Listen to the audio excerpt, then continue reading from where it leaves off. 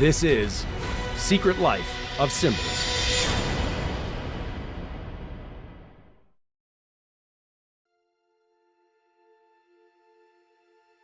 We think that we are getting better each day, and we have come from a more primitive society, but we are getting better every day and becoming more superior in knowledge and technology, when actually, in point of fact, we are digressing.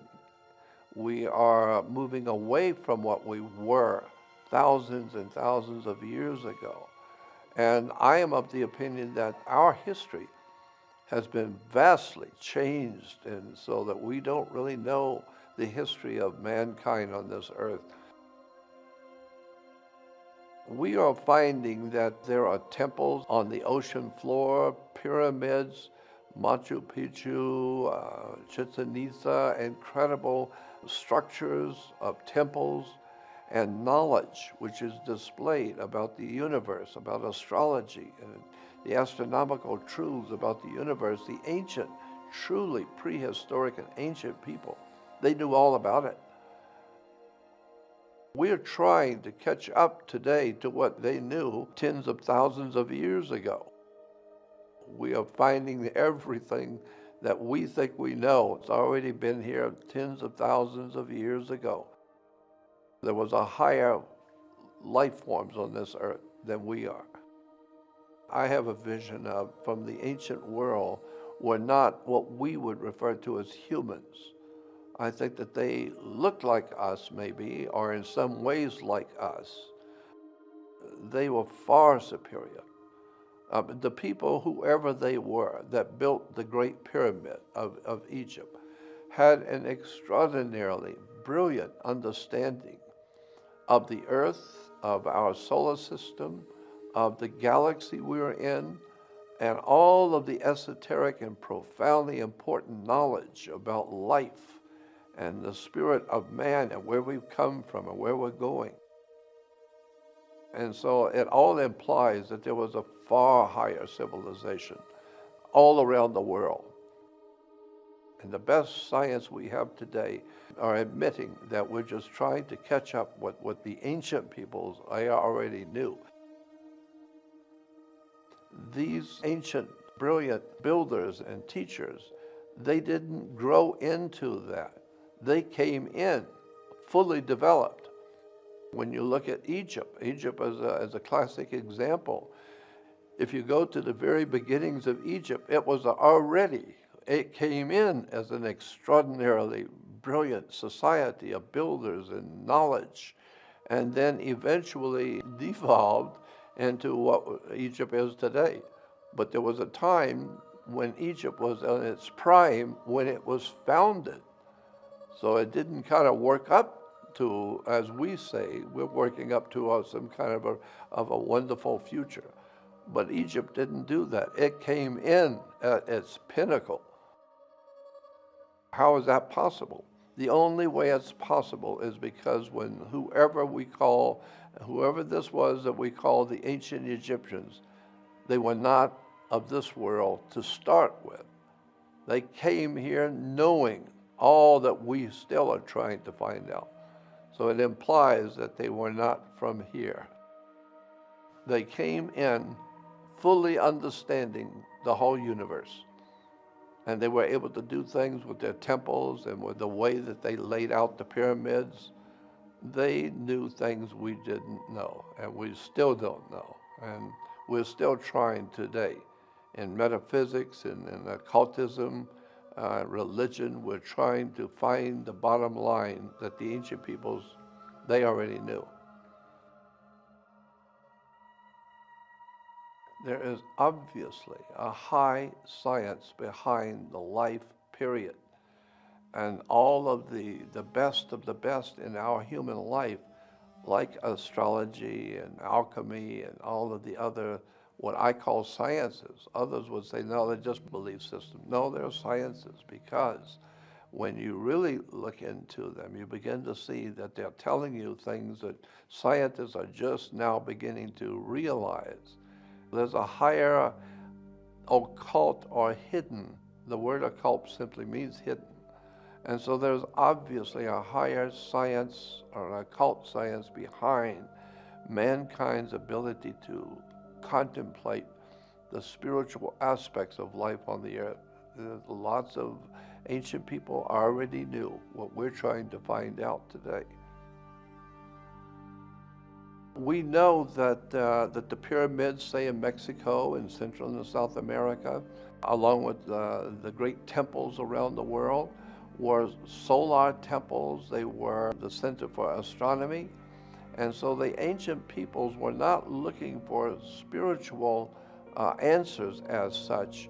They were looking at the actual universe and trying to figure out where we are, what we're doing, and what is the universe. And so from that inquiry into the actual setup of the way the universe operates, then from there they began to suspect that there was some kind of an unwritten, powerful laws in the universe that guided the sun, the moon, the planets, and the whole of the solar system.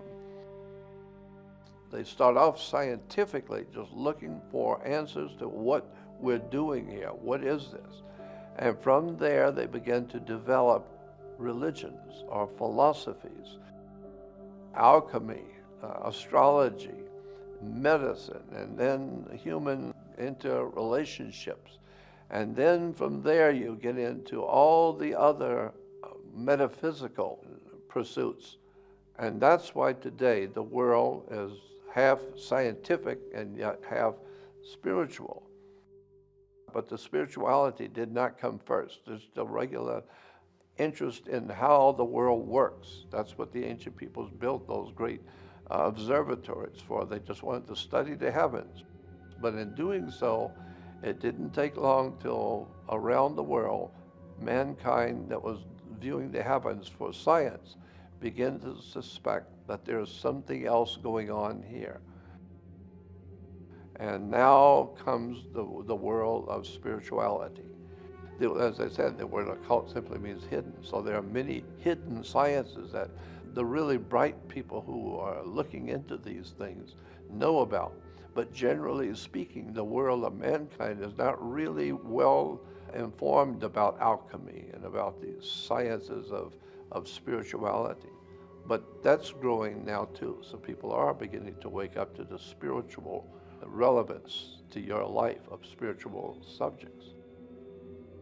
I think that there is something there that needs to be looked at, this whole idea of where man has come from, where he is right now, and ultimately where is he going to go with his knowledge and with his life and experiences. What is the reason why we're having the experiences that each of us do have each day? We're all growing, and hopefully we are growing far more intelligent and insightful and looking at the spiritual aspects of our life. That's a very important feature of being alive, is to not just live for the material world today, but start asking serious questions about where were you before you were born? And where will you be after you leave here, this earth? And what is the reason for our human life? And why are we learning so many hard lessons the hard way? There seems to be some sort of an overshadowing presence in the universe that men have called God, or some sort of an ultimate spiritual presence that is leading or directing our evolution. And if that be the case, which it seems to be, then maybe there is some hope yet for the human race. If enough people begin to wake up, spiritually speaking, and begin to look at their lives spiritually, then there might be hope for us yet, because this is why we are in the shape we're in today, because we are living in this me generation. And this generation that only cares about feeding itself and taking care of itself and enjoying itself, never realizing you have responsibilities to the world that you live in, and to help your fellow man to grow and to help educate other people. I can speak for myself in relation to the idea of why do we seek wisdom and spiritual knowledge. I have always understood that I have questions within myself that others can't answer. And for me, looking at these questions, they make a lot of sense to me. Why this and why that and why does this happen? So I have learned that to think deeply on these spiritual questions of life opened me up to a whole world of knowledge, because I realize how much I don't know.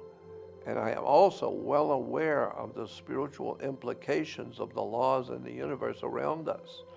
There are certain things you can do in this world and things you cannot do.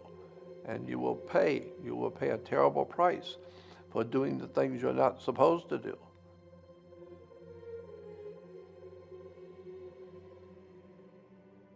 And I am totally convinced that there is some sort of an overshadowing force in the world that wants us to grow.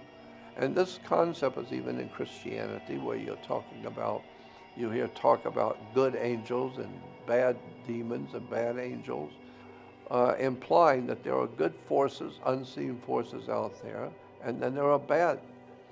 And we know that there is something called good and bad, and there are certain things in all societies which are known to be bad and evil. I tend to think that there is something to this idea of reincarnation.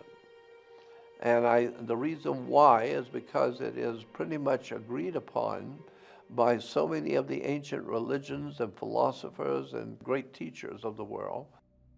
My gut feeling is that we do come into this world with baggage from other lifetimes, and this is why we begin to become who we are, because of who we were before.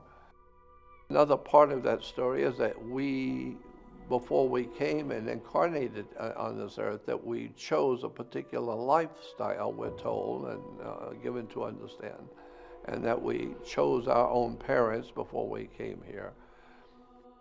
I understand the spirit world enough to know that it's very possible that we were in a spiritual state, and then we incarnated into a physical state. Now, the rest of it is up for speculation. I'm totally convinced that there are very legitimate and real otherworldly, I choose to call it, otherworldly forces, spirit forces, demonic forces. There is no doubt in my mind about, because I've had too many personal experiences that tells me and proves to me that somebody's watching us, somebody's watching the human family. The very history of how America was founded, and the founding fathers, so to speak, what vision they had when they were putting together the idea to found this country. What was their vision? What were they thinking, and what were they actually working toward? And now that gets into the subject of Freemasonry, to the secret sciences like alchemy and political. There's a lot of political stuff in there too. You have to be careful about secret societies, because these different societies become very powerful and very wealthy, but they have an agenda. They have a particular agenda that they're trying to create or to bring into being, and therefore they will build the whole world around you. And you accept when you're a child, a baby, you come into the world and you just accept everything. And if you don't grow up, you just, as a grown person, you just accept whatever there is because that's the way it is. But that's not the way it is. And you keep in mind that there were secret societies that were involved in founding this country. And who were they? And what were they trying to do?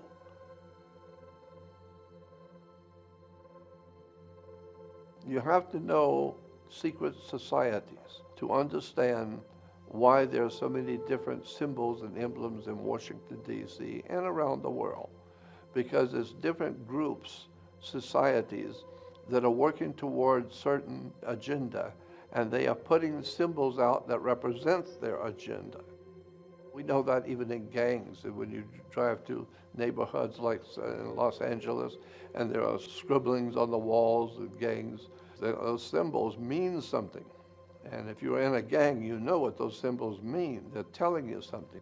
Whoever is controlling that area, that's their symbols. And that's a whole study that you need to get into, studying the occult symbols of power in this world. They're used as a means to communicate and to influence you, or to connect you with the spiritual world that they represent. So let's start with a religious symbol, and that is an ancient Phoenician god that was very important in the Middle East some 5,000 years ago. That god was called Dagon, D-A-G-O-N. Dagon was a fish god. Interesting how he has evolved into today's world of religion. Dagon is still very much alive with the world today. First of all, everyone knows that Christianity is founded on the worship of Jesus Christ. That is accepted around the world. And most people believe that the Vatican is the center for the worship of Jesus, the God of Christianity. However, millions of people also believe that the Pope of Rome is leading the Christians to worship Jesus throughout the world. But my question is, who is the Pope leading the worship of? The first symbol that I want to talk about is the headdress that the Pope or the Bishop of Rome wears. That headdress is very interesting and has quite a history to it. That Pope's headdress is called Pope's mitre. The Pope's mitre, we've seen it in many different shapes, but they're always basically the same shape, the Pope's mitre. It's an official headdress worn only by the Pope, or supposedly only by the Pope. But we need to understand that that symbol goes back at least 5,000 years. So what we need to know and what we need to keep in mind is that this strange and interesting headdress of hat that the Pope wears is impacted by a god named Dagon. Dagon was a god of the Philistines, and Dagon comes from the word dag, which means fish. So Dagon was a fish god. And here we have pictures of another fish god named Anis, same god, but was worshipped in different countries under different names. So we have a god who's half fish and half man, or men who wear the garbs of a fish in their religious celebrations. So here in the Jewish Encyclopedia, under the heading of Dagon, you will see a picture of the priest of Dagon, or the god himself, and he's wearing a fish head and the body of a fish down his back. So now we see the Pope's headdress. On the top is the Pope's mitre. But when turned, you then see he's actually wearing a fish head, the fish god Dagon, because he's representing the worship of an ancient Phoenician god. So this is why today Christians on the back of their cars, you will see, have a fish symbol, thinking that that's to denote them as Christians worshiping Jesus. No, it's a fish symbol because it's denoting Dagon, the fish god. The significance is Dagon was a very important mystical god to the ancient peoples in the Middle East, in Babylonia, Sumeria, Phoenicia, Canaan. And that very powerful mystical god is still dominating the spirit and the intellectual thinking of religion even to today. So it's not Jesus that's influencing the Vatican and the Pope. It's Dagon, the fish god. That's the importance of this. The point being is that religion comes to the world in the age of Pisces. And Pisces is, of course, the two fish, of the constellation of Pisces. But Dagon is 5,000 years old.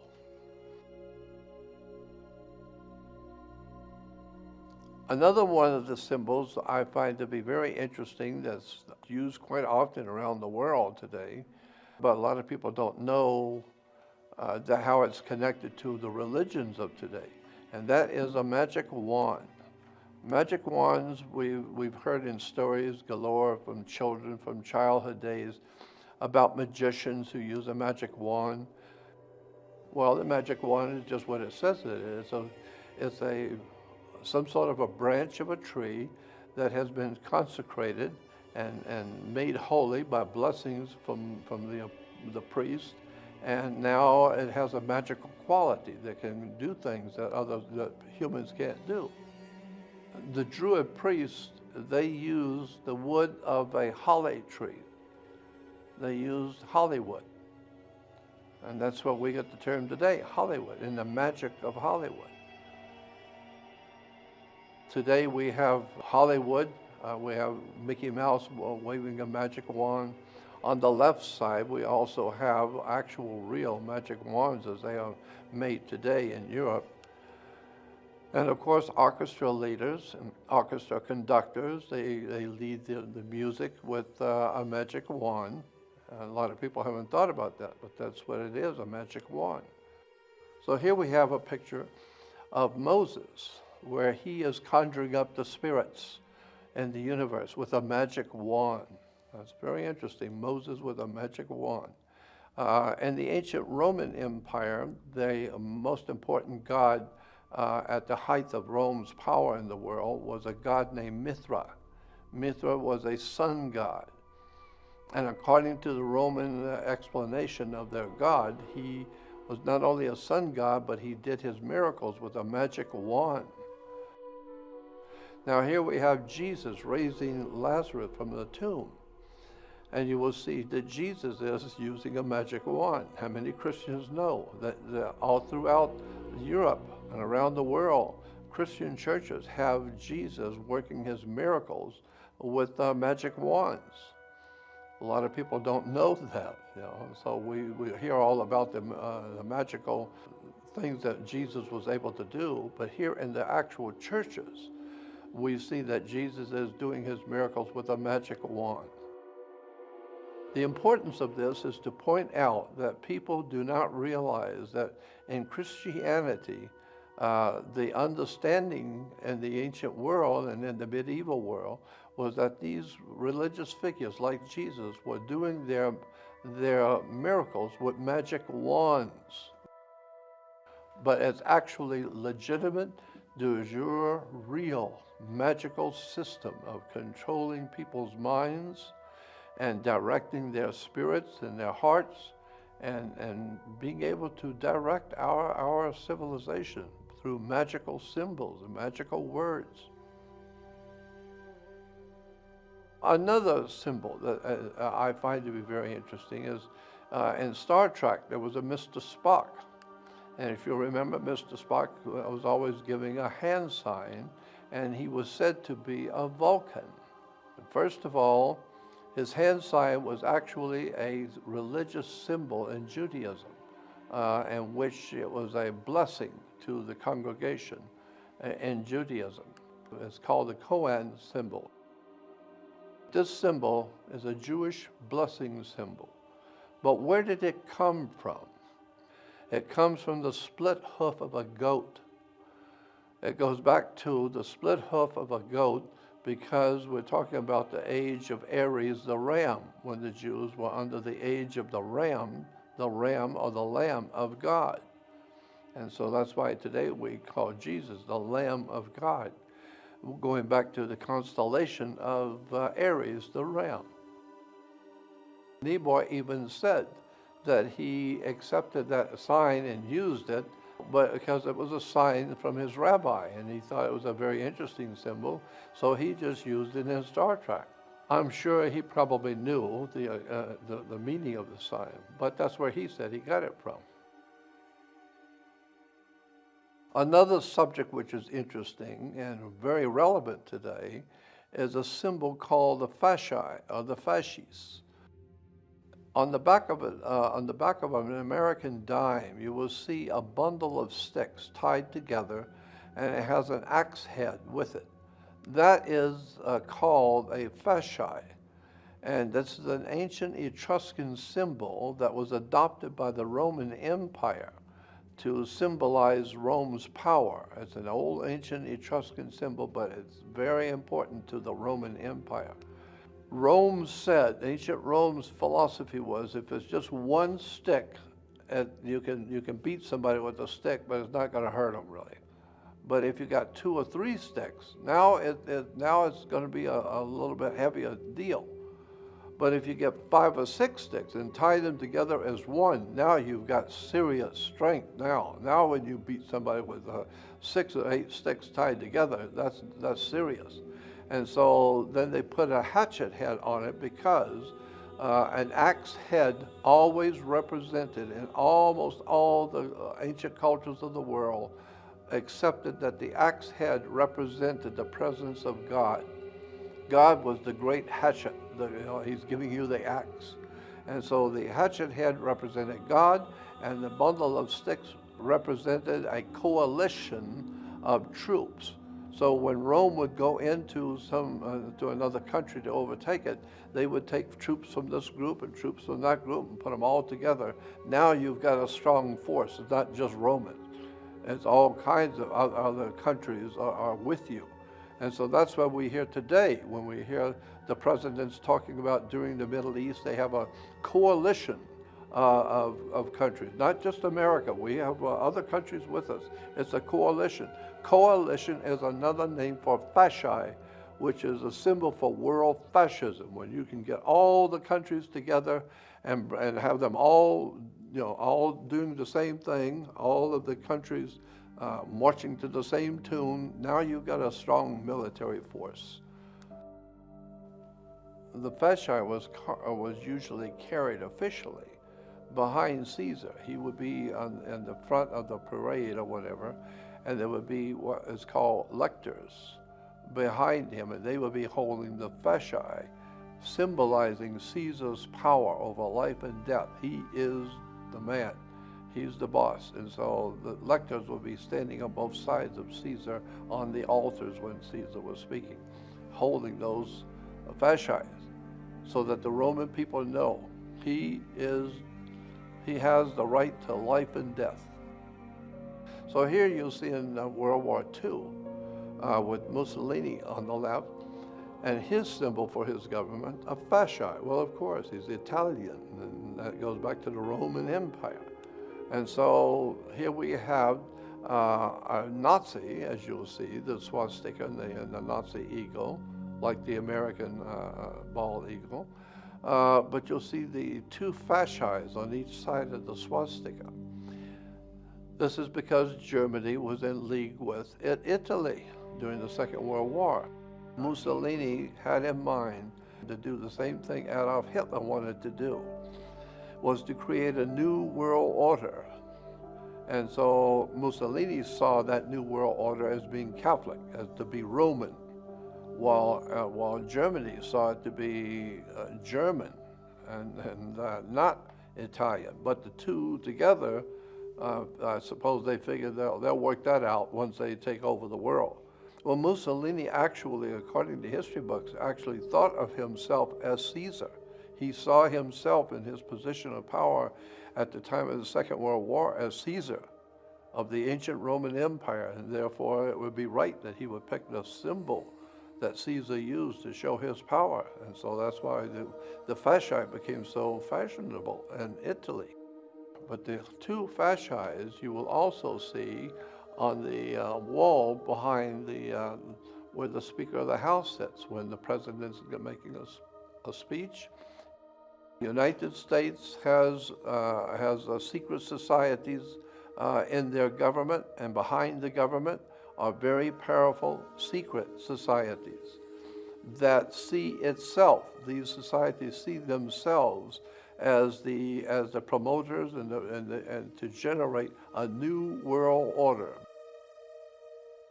All countries copy each other. The fascists copied the Etruscans, the Romans copied the Greeks, and the Greeks copied the Egyptians, and that's just the way humans are. As much as we change, the more we stay the same. We're all still adopting the same symbols that we adopted under the Egyptian Empire. We're still using those symbols today, pyramids. And let's talk about the pyramid. And we all recognize that there's 3 beautiful pyramids on what is called the Giza Plateau in Egypt. But my question is, there's only one of the 3 of those pyramids is referred to as the Great Pyramid. First of all, you need to know that the pyramid that's directly behind the Sphinx is not the Great Pyramid. It is a Great Pyramid in Egypt, but it is not the Great Pyramid. This is the Great Pyramid of Egypt. How many sides does the Great Pyramid have? Well, you would think if there's 4 sides, and then there's the bottom is a side, so it would be 5-sided pyramid. But actually, in point of fact, no, the Great Pyramid is 9 sides. Why? Because on the first day of the spring equinox or the fall equinox, if you're in the right place at the right moment when the sun hits the pyramid, you will see that each side is divided down the middle, but so subtle that when you're there at the pyramid, you don't notice it. But on the first day of spring and autumn, you will see the Great Pyramid is divided down the middle. And so here again is another picture of the pyramid from above on that special day, that special hour, when the sun's hitting it just right. And so each side is 2 sides. Therefore, if you got not 4 sides, but 8, plus the bottom side makes 9. So how many people know that the Great Pyramid of Egypt has 9 sides? It's strange, but it seems as that no one really knows why the Egyptians took so much effort to divide each side of the pyramid so perfectly and so brilliantly, and such that you would not see it until a particular day at a particular time. We call it the Great Pyramid because there's a lot of important stuff implied in that pyramid. And the other pyramids do not even come close. They don't have anything like what's in that Great Pyramid. That is one act by itself. It's the only one. That's why we today call it the Great Pyramid. The next subject we'd like to look at for a moment is the cornerstone in the Christian religion. Christians will tell you that that in the church of Christianity, Jesus is referred to as the cornerstone of the church. But that's not exactly correct.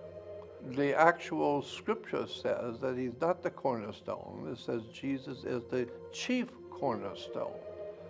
A cornerstone is what it's said to be, just a stone at the corner of a building. But wherever you set that cornerstone up, you're going to line all the other stones up with it. So it's the first one that decides where this building is going to be aiming. And so Jesus Christ, the cornerstone. But Jesus is actually referred to as the chief cornerstone. And that's important because a totally different understanding of the word chief cornerstone. Chief cornerstone means a triangle placed on top of a pyramid. If you take a perfect, flawless pyramid triangle and you cut off the top, it itself is a pyramid, but it's a tiny one that sits on top of the big one. That tiny little pyramid is called a pyramidion. A pyramidion is a tiny pyramid sitting on top of the big pyramid. That's what the Bible says Jesus is. He is a pyramidion. He's not a cornerstone. He's a chief cornerstone, which is on the top of a pyramid. That was the genius of the ancient Egyptians. And so today, the more we have changed, the more we stay the same. And so we use the same symbols that Caesar used. We use the same symbols that the Babylonians used. It's because mankind is hardwired, so to speak, to realize the importance of very powerful symbols to represent your civilization and who you are, and where you've come from, and what your destiny is. It's everywhere from religion to governments to military, commerce, banking. Symbols is a way to communicate with the world. I'm Jordan Maxwell, and thank you for watching. This is Secret Life of Symbols.